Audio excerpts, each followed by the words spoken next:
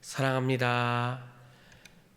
오늘 본문은 우리가 어릴 때부터 아주 잘 기억하고 있는 오병이어의 기적입니다. 예수님께서 제자들을 6장 앞부분에서 전도하라고 보내십니다. 이것이 선교죠. 선교 전도하라고 제자들을 보내시고 오늘 본문에서 이 제자들이 돌아오게 됩니다. 그리고 그 예수님 앞에서 제자들이 전도 보고를 합니다. 이 보고를 받았을 때 예수님이 너무나도 기뻐하셨을 것입니다. 그리고 육체적으로 수고한 이 제자들에게 편히 쉬라고 오늘 본문을 말하고 있습니다. 오늘 이 불가능한 일을 기적으로 보여주시는 이 예수님을 살펴보면서 예수님의 우리에 대한 사랑에 감사하고 우리 역시 예수님처럼 남들을 사랑하는 마음을 가지는 오늘 하루가 되었으면 좋겠습니다. 오병이어 사건은 사람이 할 수 있는 일이 아닙니다. 말 그대로 기적이기 때문입니다. 숫자로 먼저 살펴볼까요? 보리떡 5개와 물고기 2마리로 성인 남서 5,000명을 떡을 그것으로 먹였다고 오늘 본문에 기록되어 있습니다. 불가능한 일이죠. 하지만 예수님께서 이 일을 친히 행하셨고 또 많은 무리를 친히 먹이셨습니다. 12바구니가 남은 것, 또 이야기 등을 더 살펴볼 수 있지만 오늘 저와 다뤄볼 내용은 예수님께서 왜 이 일을 하셨는지를 한번 자세히 살펴보려고 합니다. 이 기적에 불가능한 일을 가능하게 하신 이유가 무엇일까요? 오늘 본문 34절에 보면 그들을 불쌍히 여기셨다고 이야기합니다. 예수님께서 이미 많은 사역들을 하고 또 많은 무리들 앞에서 말씀을 전하고 계셨습니다. 이들은 영적으로 체험받고 있었다는 것입니다. 예수님의 말씀을 통해 이들이 영적 배부름을 얻고 있었습니다. 그런데 그들을 또 불쌍히 여기셔서 예수님께서 그들을 영적으로만 채우는 것이 아니라 오늘 기적을 통해 육적으로도 예수님이 채우셨다는 것입니다. 전도한 제자들을 따뜻하게 맞아주시고 환대하신 이후에 그들만 환대하는 것이 아니라 예수님을 따라온 무리들에게 말씀을 전하시고 오늘 그들을 육적으로도 채워주셨다는 것입니다. 이 기적을 일으킨 이유가 사복음서 모두에 등장합니다. 특별히 요한복음 6장 5절에 보면 예수님은 이 사건을 앞두고 제자들에게 질문하십니다. 우리가 어디서 떡을 사서 이 사람들을 먹이겠느냐 하시니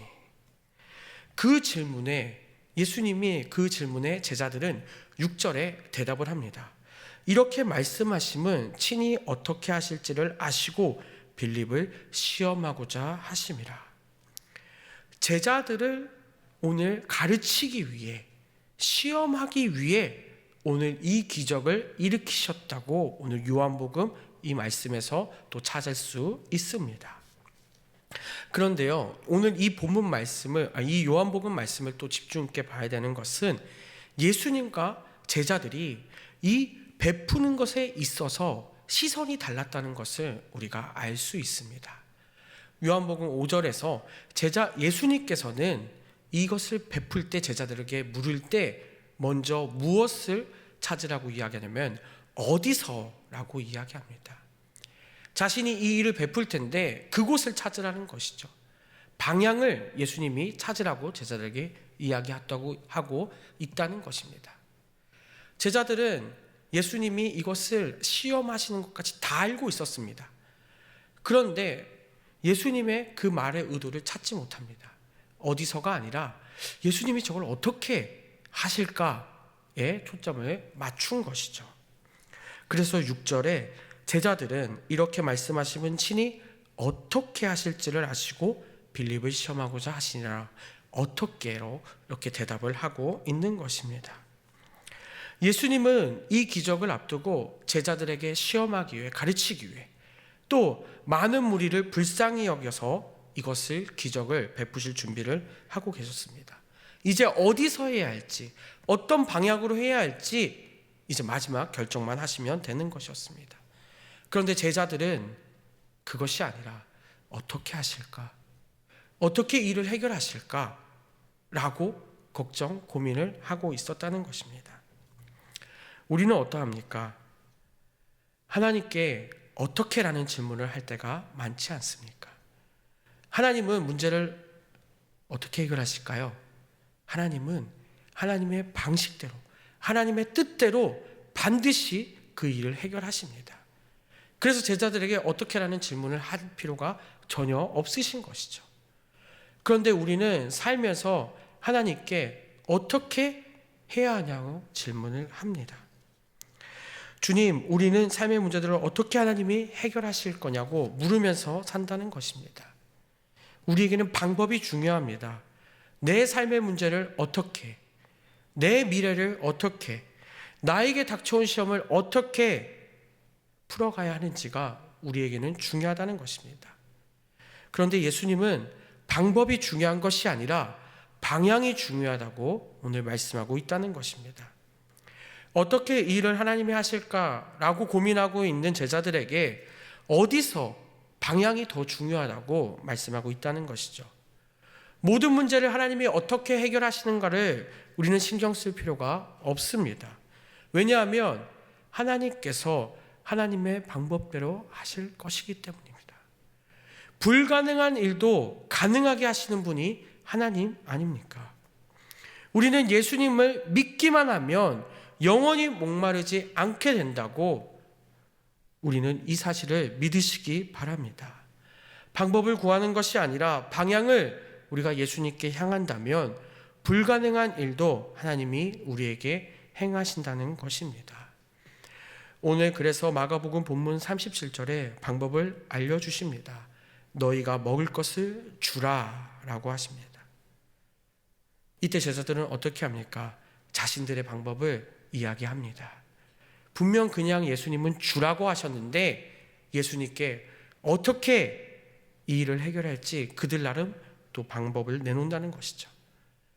이때 예수님은 결국 보리떡 5개와 물고기 2마리로 예수님의 말씀대로 나누어 주기 시작합니다. 그랬더니 그 성인 5,000명이, 말도 안 되는 성인 5,000명이 그 떡을 먹게 되었다고 오늘 본문은 분명히 기록하고 있습니다. 예수님은 제자들을 가르치고 시험하시면서 이 기적을 보여주시는 이유가 무엇입니까?